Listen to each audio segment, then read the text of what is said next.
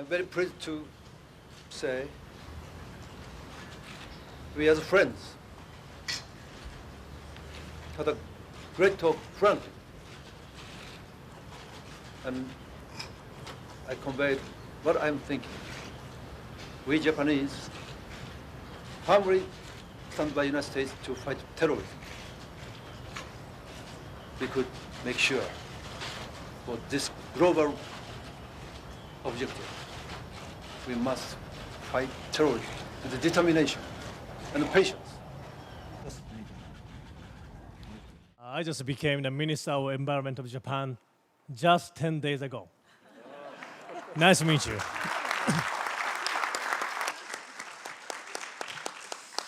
Before speaking, I'm going to tell you a very important thing. Japan keeps time.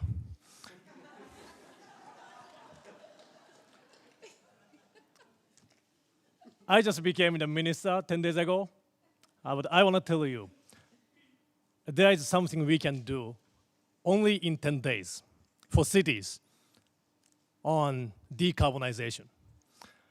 In Japan, Tokyo, I think many people have visited Tokyo. Tokyo declared in this May a commitment for zero emission with a goal of zero by 2050. And also Kyoto, old ancient city. You have visited Kyoto. Yeah. Also declared 2050 by zero. Before this panel, I just talked to a member from city of Yokohama. She is sitting over there. And I asked her, hey, Tokyo, Kyoto, who's next? She decided, okay, I'll be in. Greetings for the new year. My name is Yasuo Fukuda, and I'm the Prime Minister of Japan. 100 years ago, in 1908, the Russo-Japan War ended, ushering in a period of respite for Japan. But it was also a turning point on both the domestic and international fronts. The same year, Soseki Natsume, a great Japanese author, described his nation in one of his novels.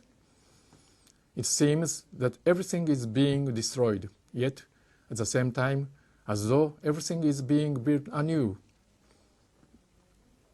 Now, 100 years later, Japan is once again at the brink of a new era, as it promotes reforms to address the drastic changes affecting us, changes such as the descending birth rate and the rapidly shifting international situation.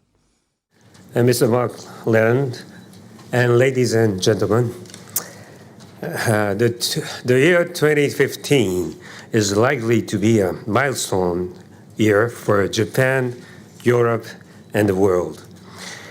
It is an important year in which we should make a new pledge and act more proactively for world peace and prosperity.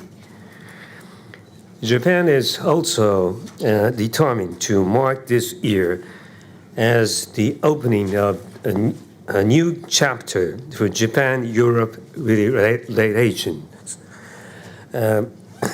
Being in Brussels, I'm pleased to have been given this opportunity to explain this determination and show the specific direction that Japan is going to take regarding its ties with Europe.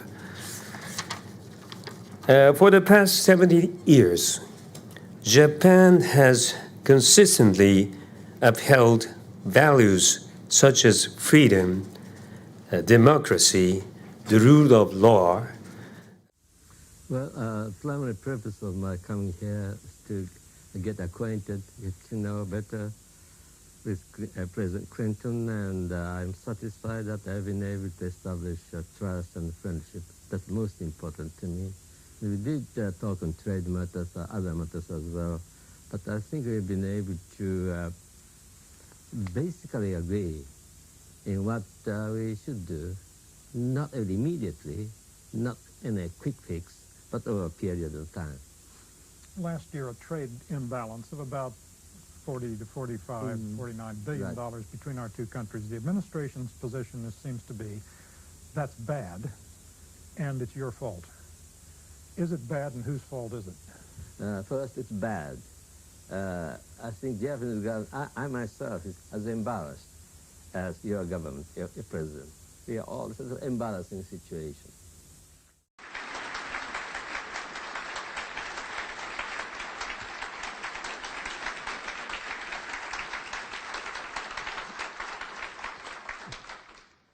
Good afternoon. I guess I am the forgettable speaker of the day. I won't go for 2 hours. I try to make my comment short. I try to take more questions. I think that'll be more interesting.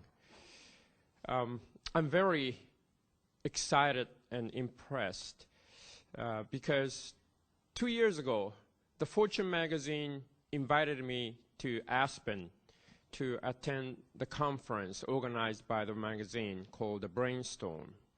They had a session on Japan, and I was to be one of the panelists.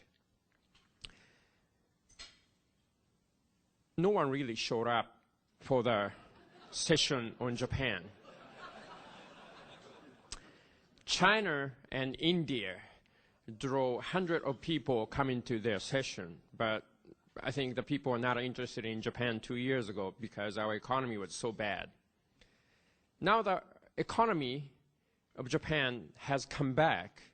A lot of companies making highest profit ever. So the Fortune magazine invited the vice chairman of Toyota, former chairman of the American Chamber of Commerce, Glenn Fukushima, and a couple of other guys, plus me, back to Aspen this year, the Brainstorm 2006.